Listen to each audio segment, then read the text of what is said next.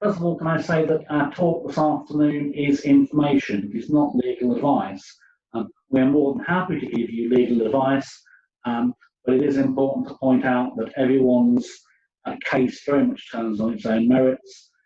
This webinar is for information purposes, and anybody who has any specific queries, we will be more than happy to help you with. First of all, I thought it would be useful, coronavirus or COVID-19, which is it? Well, as you'll see, coronavirus means severe acute respiratory syndrome, and coronavirus disease means COVID-19, i.e. it's what the disease is actually caused by. This is the Coronavirus Act 2020. Now, it's important to set what I say this afternoon in context, and I think the context here is that as of the 6th of June, over 40,000 people in the UK have died, and therefore everything that I say today has to be set against this background. And if I can send my sympathy out, please, to anybody this afternoon who has been directly affected by coronavirus. This is a difficult time for all of us, but I know it is particularly difficult for anybody who has a family member who has died or who has currently got coronavirus. So we do send our condolences to anybody who's in that particular circumstance.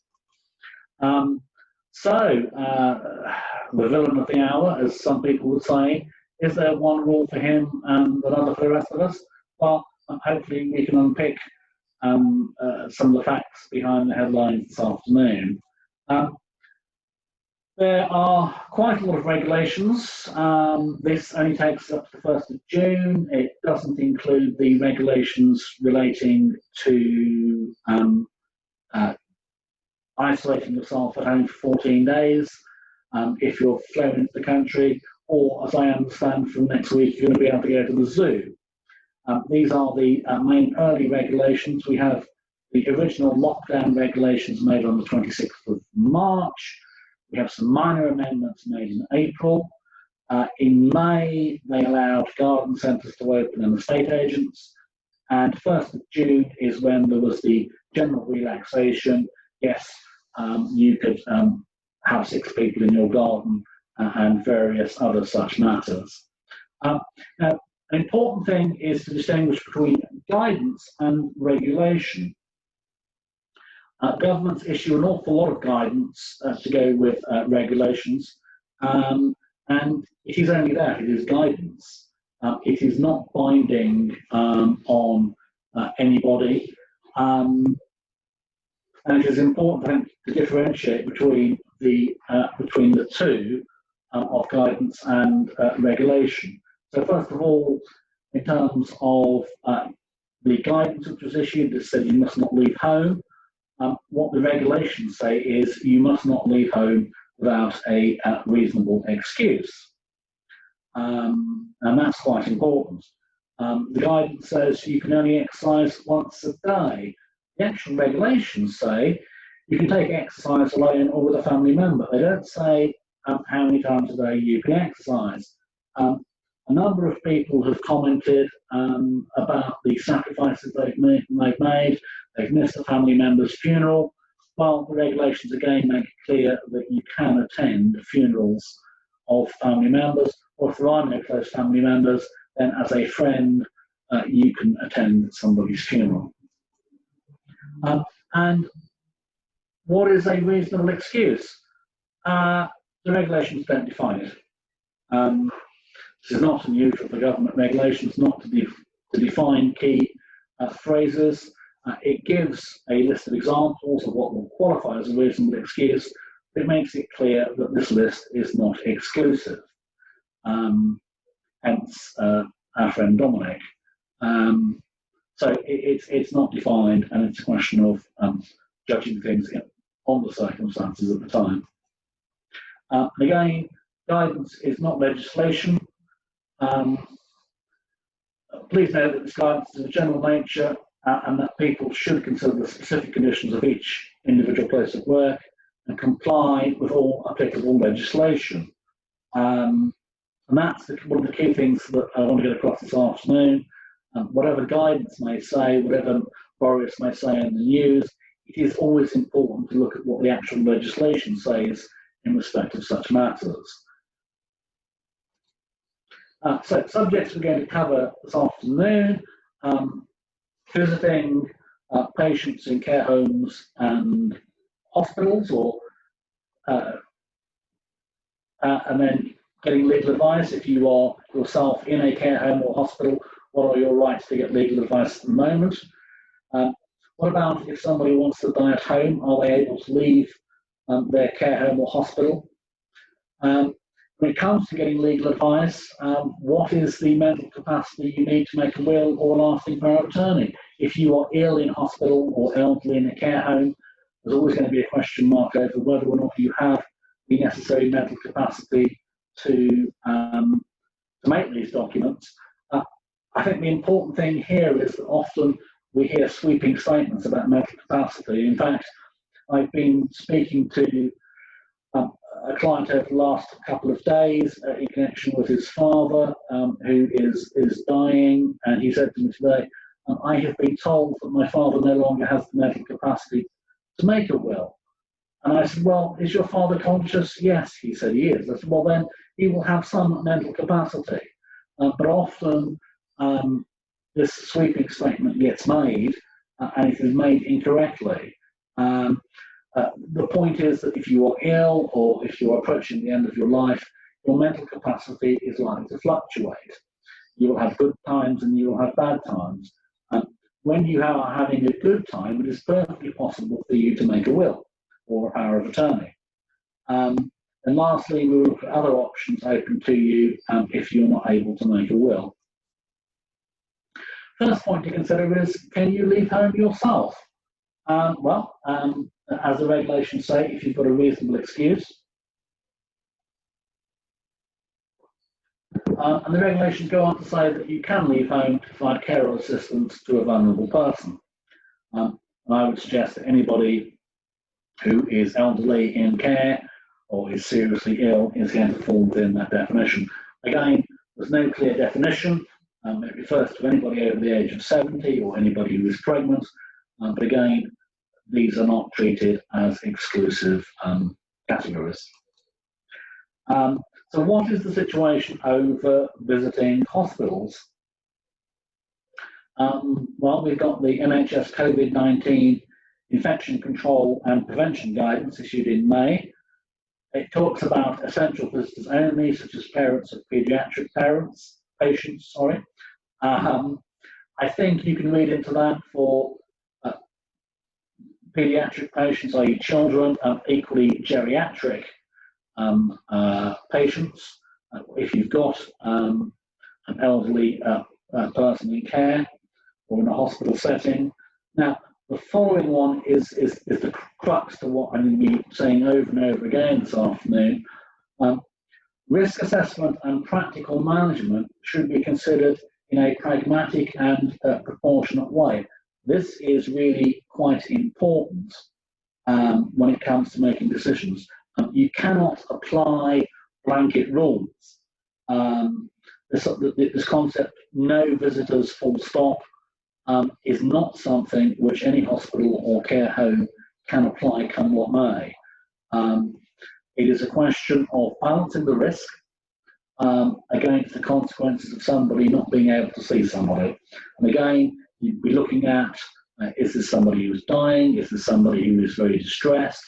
And so it is a balancing act. Visiting can be suspended, but has to be appropriate. And decisions very much need to be considered on a local case-by-case basis. Again, you can't apply national principles here.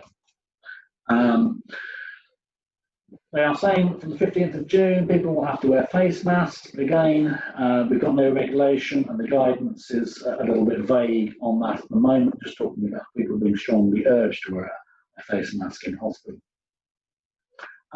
In terms of what the guidance is on care homes, obviously there has been a significant amount of controversy over what has been happening in care homes. In fact, so much controversy that the government at the moment have withdrawn the guidance. And they've said, well, you must look at the guidance relating to adult social care. So what does this guidance say? Well, clearly when we are looking at care homes and COVID-19, this is a serious risk for elderly people. Most people who have died from COVID-19 have been elderly, i.e. people over the age of 70 or older. As I said, the specific guidance for care homes is under review. If a care home has an outbreak of COVID-19, then it must notify the health protection team of the local authority, and it must establish a clear policy relating to the isolating of residents with and without infection.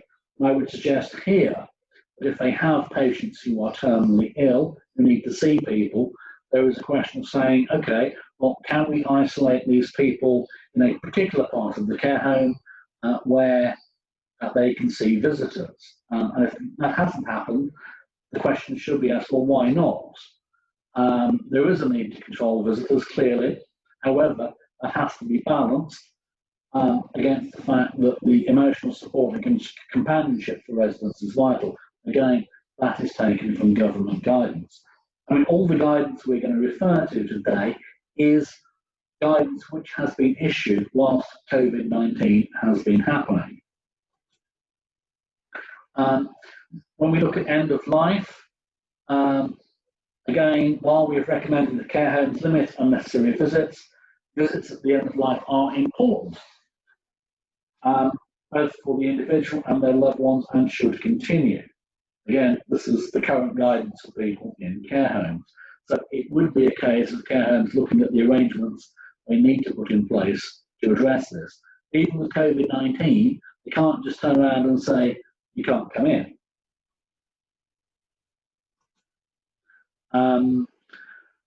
It is unacceptable for advanced care plans, including do not attempt resuscitation orders, to be applied in a blanket fashion. And the term blanket fashion is one I'm going to refer to repeatedly this afternoon. You can't have a one-size-fits-all. We are all individuals and need to be treated as such. Each case needs to be assessed on its own merits. The mere fact that the care home is doing something for Mr. Bloggs doesn't mean that they can then apply similar principles to Mr. Smith.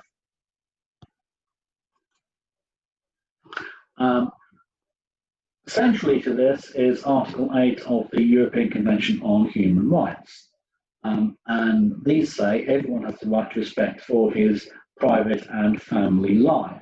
Now, this is central to so many of our rights in terms of the right to see family members, the right to be consulted over the treatment we are going to or not going to receive, and it is the fundamental right which gives us access to our family members in hospitals or care homes. It does go on to say that this right should not be interfered with except for the protection of health. So COVID-19 is a factor to take into account. However, it goes on to make it clear risk assessment must be pragmatic and proportionate. This is going to be a balancing act. What is the risk of spreading COVID-19 infection? Set against that, what is the risk of this person dying within the next 48 hours and not being able to say goodbye to family or friends? These are not going to be easy issues to address, but equally they are not things which can be ignored. So, question of presence of COVID-19, the state of health of patients or residents, all need to be taken into account. Again, as we say, you can't have a one-size-fits-all policy. So, where do we stand with lawyers at the moment? The government have made it clear that the administration of justice is a key public service. Court proceedings should continue, and people should be able to make wills and lasting powers of attorney. And in fact, as a solicitor involved in such matters, I am treated as a key worker. As you can probably tell from my appearance, my children are now past school age, thank heavens. But if I did have school age children, then yes, I would be a key worker and be glad to get little blighters off my hands. When you're looking at end-of-life care, it includes palliative care, must be planned in a holistic way involving social care, community nursing, occupational therapy, access to people's homes and care homes. And again, as I say, look, this is guidance which is issued on the basis that we have COVID-19. And clearly this includes the right to have access to a lawyer. For many people to die without having to put their affairs in order can be extremely distressing. What about if you want to leave a care home or a hospital? First thing to consider is the question of capacity. And when you are looking at capacity, it comes down to, do you have the ability to understand the consequences of staying or leaving in hospital? If you are gravely ill, are you able to appreciate the fact that if you leave hospital, you may die? If you are, then you're perfectly entitled to leave hospital. Now, this is a basic human right we all have. We all have the right to refuse treatment. And this can't be overstated. So long as you understand the consequences, and this is the key to whether or not you have capacity. If I go out in the rain without a coat, I get wet, I may catch pneumonia and die. As long as I can appreciate that, I'm perfectly entitled to walk around in the rain. If I can't understand that, then people can quite rightly prevent me doing it. But we all have the right to refuse treatment. And we also have the right to liberty. Again, this is stated in Article 5 of the European Convention of Human Rights. Deprivation of liberty will always require strong and well-reasoned justification. Now, this was recently stated by Mr. Justice Hayden, who is the Vice President of the Court of Protection. It's in connection with some guidance that she has issued to the care sector during the current coronavirus outbreak. Yes, we are in a serious pandemic. A lot of people have died. It's a very infectious disease. However, if you are going to deprive people of their liberty or of their rights, then you must have some well-reasoned justification. So somebody says, no, you can't come in, no, you can't have access. Well, it's a question of what is your justification. And if someone just says, well, because I say so, that isn't going to work. You may have a situation where the care homes say, well, you look at our regulations, we can prohibit anybody coming in that we want. Now, all regulations are subject to Unfair Contract Terms Act legislation. They would equally be subject to the Human Rights Act. Therefore, the mere fact that somebody has such a rule in their regulations doesn't necessarily mean that it is valid. And that's an extremely important thing to bear in mind. So anybody who is in that unfortunate situation where they need access and they can't get it, and somebody is quoting the rule book, well, then you do need to take some legal advice. Now, in certain circumstances, a person may actually be detained. The deprivation of liberty safeguarding order, or DOLS as is known, have grown in recent years. They primarily relate to people who are being cared for in care or nursing homes. For their own safety, many elderly people in a care home setting are unable to get out of that care home. Now, if somebody is in that situation where, in essence, they are a prisoner of the care home, even for their own good, but they have no means of getting out, then they should be the subject of a deprivation of liberty safeguarding order. And if you've got one of those in place, then you're probably going to be faced with making an application to the court before you can perhaps bring a parent home to pass away. The Coronavirus Act can require you to isolate. And again, if someone has been diagnosed with coronavirus, then you may not be able to leave. We also have the Public Health Control of Diseases Act, and in fact, most of the coronavirus regulations have been passed under this Act, not under the actual Coronavirus Act itself. So isolation under the actual Act, where a person has COVID-19 or is suspected of having it, they can be required to remain at a specified place in isolation from others for a specified period not exceeding 14 days, and you can be fined £1,000 if you do not comply with this. Note, you don't actually have to have COVID-19, so not a positive test, but you are suspected of having it. Maybe because the test has been inconclusive.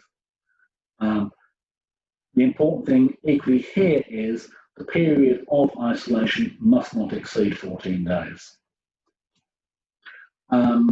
Again, looking at the right to die at home, and this is from a recent case involving an elderly Nigerian lady who wanted to die at home, didn't have mental capacity, wasn't in her best interests, and again, the judge made it clear that this was a fundamental right. In this particular case, the question of COVID-19 wasn't really addressed. And in fact, the home didn't know whether they had it or they didn't. So if you're looking at living in your care home or hospital, we've prepared a checklist of things to consider. First one is capacity. If a person has capacity, then there's no argument. They are entitled to leave unless they are being detained because they've got COVID-19. Otherwise, you don't have the right to leave. So most of these circumstances are going to apply where you don't have capacity. One of the first things to say is, well, what is the reason for somebody leaving? And obviously, it ought to be a good one. The fact that you can't get Netflix in your nursing home or hospital may not be a good one. Who holds a health LPA, if any? Now, it may be a situation where somebody doesn't necessarily have the capacity to fully understand the consequences of them leaving a care home. However, they may have the capacity still to make a health power of attorney. And in those circumstances, the health power of attorney may say, well, one is what they want to do, two, I think it's in their best interest. That is the key, is it in their best interest? If they're subject to doles, then again, you may need to go to court. Again, if COVID-19 is an issue, that is something which cannot be ignored. It's not checkmate with COVID-19, but it is an issue which you would need to address at the time. You have to consider whether there are suitable arrangements and adequate care for somebody if they're going to leave. Again, this can be a capacity issue.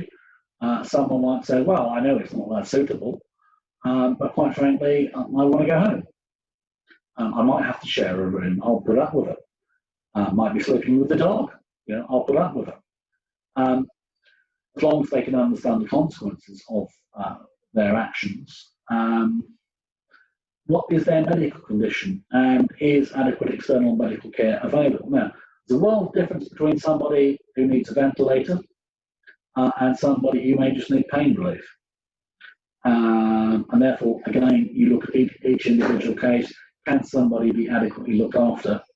Then finally, is it in their best interest to leave? And this will sometimes be a balancing act. What is going to be the effect on their mental state if they stay where they are? So you can't look at things merely in terms of physical issues. Somebody's mental health is equally of importance.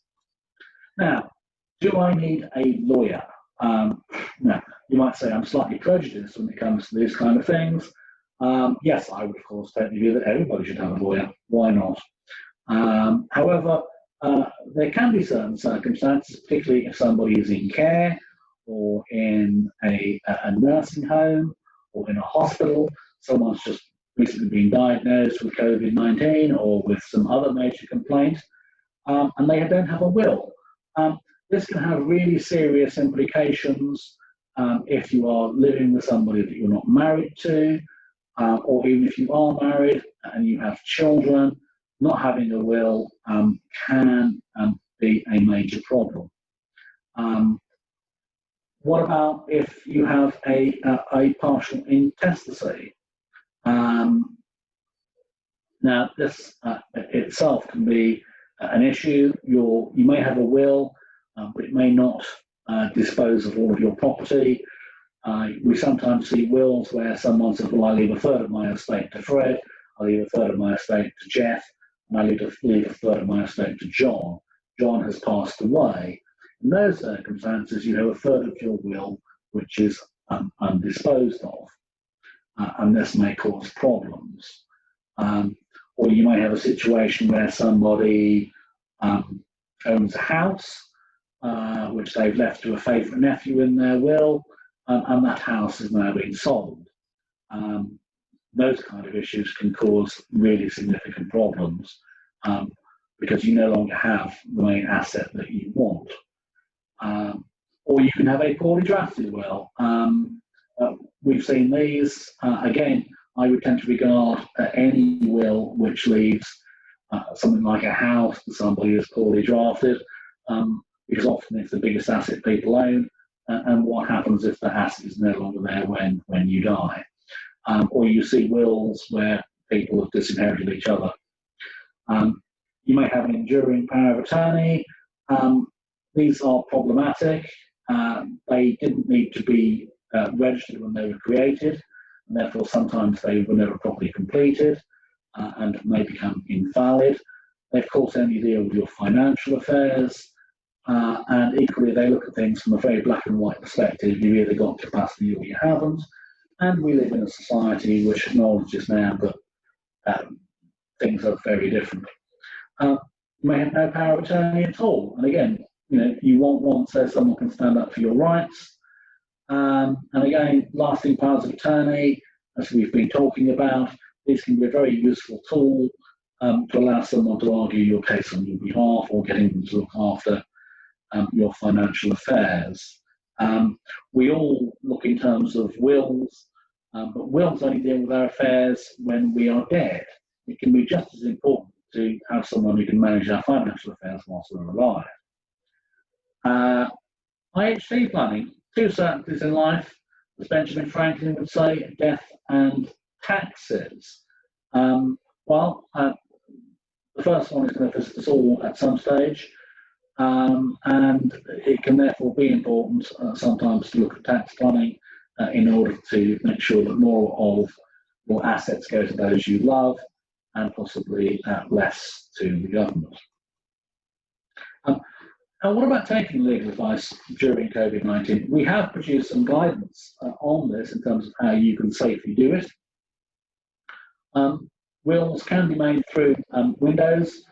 The key thing is that the witnesses and the person signing the will can see each other, but they can be either side of a window when this is happening. We can take instructions over Zoom, and we are increasingly doing that. You can't sign a will over Zoom at the moment, but again, I say this can be done through a window, and obviously through us seeing things through Zoom, we can assist people in going through the executing process if needed. And of course, you've got the good old-fashioned phone.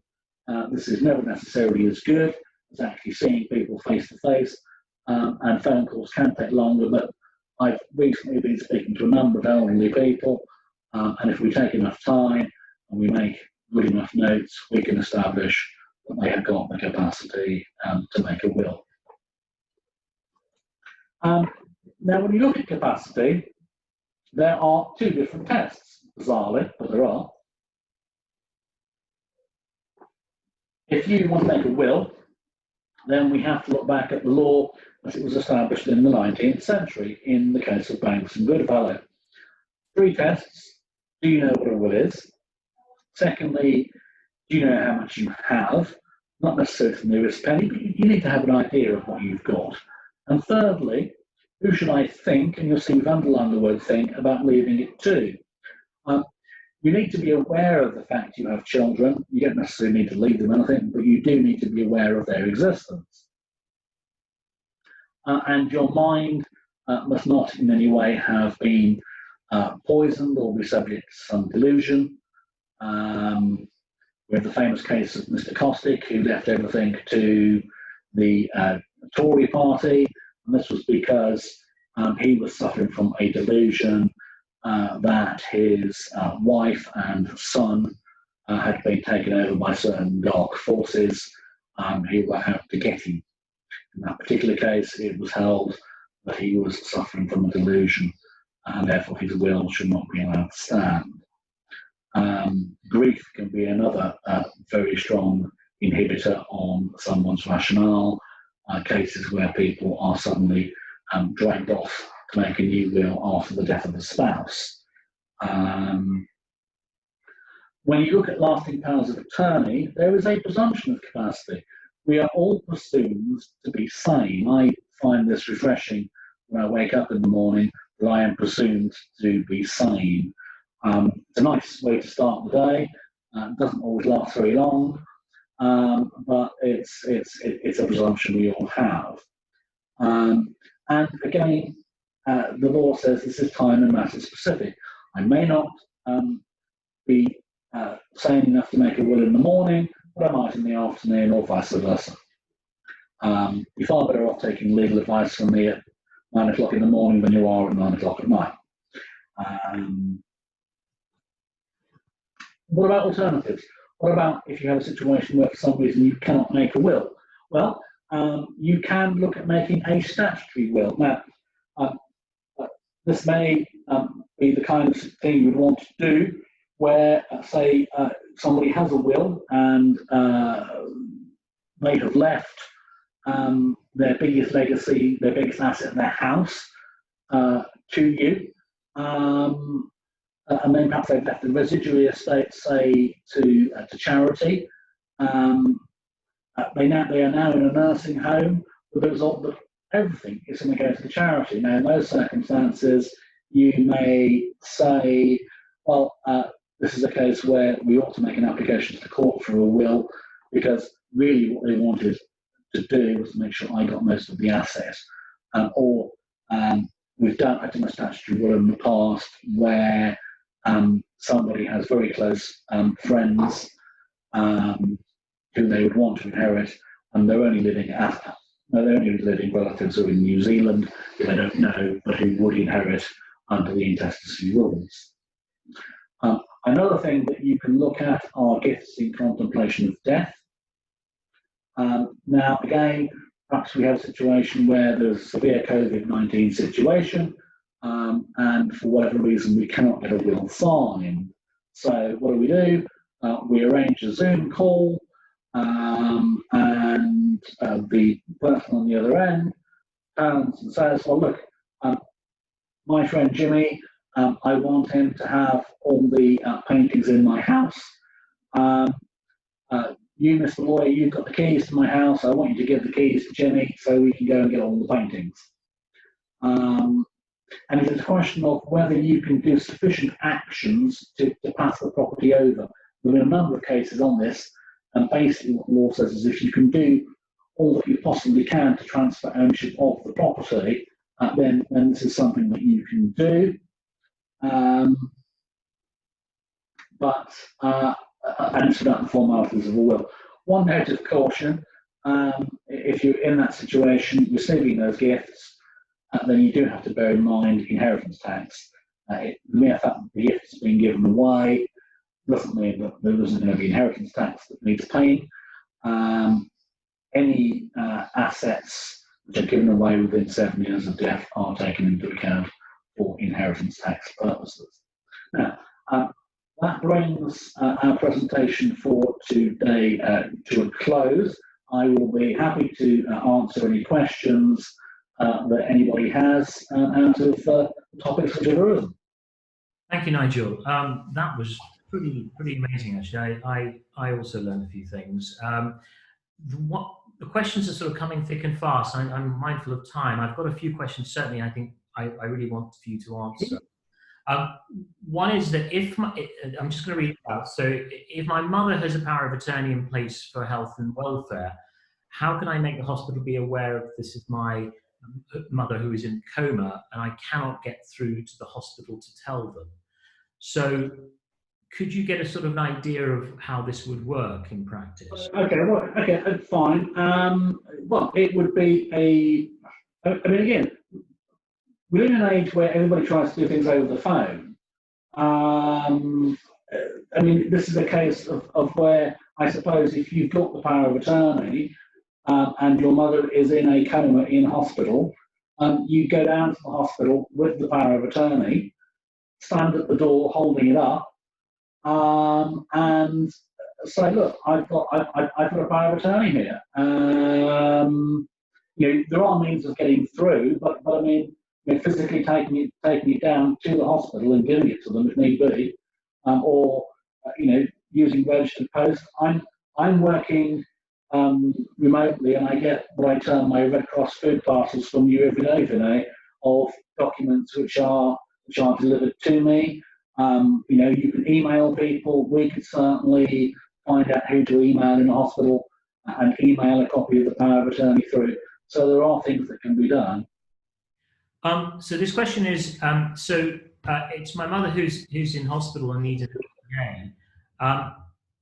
My solicitor's not allowed in, and I'm worried about her sort of deteriorating capacity.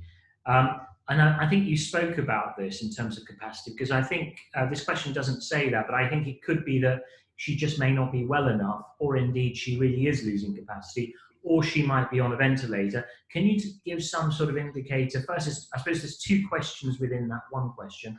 That is, how do you assess capacity in terms of, say, if she was on ventilation, for example, or how, and then the fundamental question, which is how to get in. And I know that we've had certainly some discussions within the firm and with the approaches.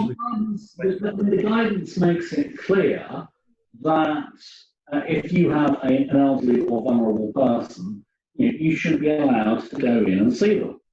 Hospitals cannot prevent people having access, really because they've got COVID-19 in the hospital. People have their Article 8 rights, you know, a right to see other family members, and therefore a hospital's got to come up with a very good reason why it won't let you have access to see an elderly and sick person.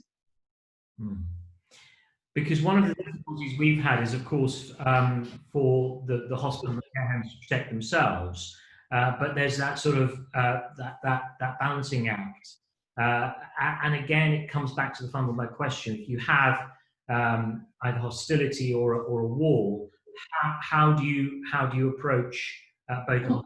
I mean, one wants to try and approach these things because, you know, as I said at the outset, you know, we've always got to bear in mind we have 40,000 dead people. So, you know, I think it's important to appreciate the seriousness of the situation. But I think what's happened in a lot of cases is people have just put up the no entry sign and said, that's it, no entry. But I mean, I think what I tried to illustrate this afternoon is you can't do that. You can't just say no entry full stop. You have got to say, look, what are the issues here? And there are, you know, apart from the question of people dying from COVID-19, which is an awful thing, it's a balancing act. There are other awful things. It's an awful thing for someone to die on their own.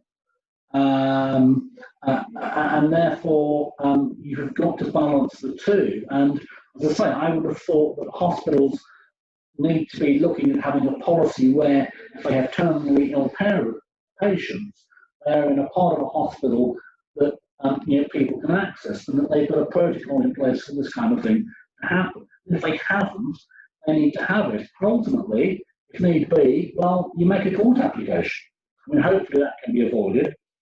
And hopefully you can negotiate access. I mean, it may well be that, you know, we would need to get involved. But people do have rights, and those rights haven't disappeared with COVID-19. So I have someone who is actually owners of Care Home Plus. Nish, thank you for your question. The guidance from the care homes that this particular care home is within says that they allow only visitors. They only allow visitors if the resident is end of life. So these sort of guidance issued by a local authority, is that something which, again, how do you read that? Because of course that is guidance, and of course no doubt guidance is different from each local authority. Well, I think you've got to look at, well, why do you need to have access, and what access is available. So, does the home provide the ability to have a Zoom call, for example? Some homes have conservatories where you can speak to somebody through a conservatory wall. But if you have a care home which just says you may have no contact with your parent whatsoever by any means, then that is clearly going to be a breach of people's human rights. And clearly action can be taken. It is clearly against the guidance. Steps can be taken. I mean, again, it's the question of where I think one would, need to contact the care home. I mean, it's these blanket policies which people are applying, and they're not allowed to do it. It is breaching people's rights, and there are steps that can be taken. We've sort of run out of time. I know there are about 8 questions which we haven't had time to. People, I mean, by all means, if we've got people's email details, I will be more than happy to email people back with some suggestions as to what they can do. So yeah, I'm more than happy to do that. So thank you again for sparing the afternoon to listen to us, and it was clearly a very topical subject. Next week is interesting because it's about breaking leases, and please join us next week exactly the same time in Television Talk. It's the same time, same place. Nigel, thank you very much from Suffolk. Thank you very much. And again, if you have any more questions which you haven't had a chance to ask, please do so. An email will be sent to you shortly. And if some of you would like the recording, please email us. We'll send you the recording, and you can pass it on to people who weren't able to attend. Yeah, we can also make the slides available. They're in themselves, they perhaps aren't that much help, but I mean, they will give people a pointer, and then they can always come and be happy to address any specific questions. Thank you, and have a great afternoon. Thank you. Okay, thanks. Bye.